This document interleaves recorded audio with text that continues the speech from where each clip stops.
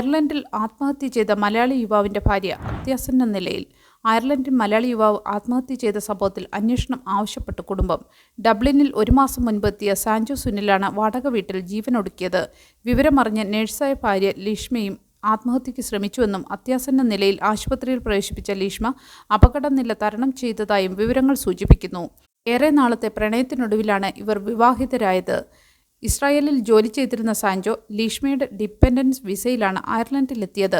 കോട്ടയത്തെ മലയാളി കുടുംബാംഗങ്ങളായ ഇവർ അയർലൻഡിൽ ചെറിയ വാടക വീട്ടിലായിരുന്നു താമസം.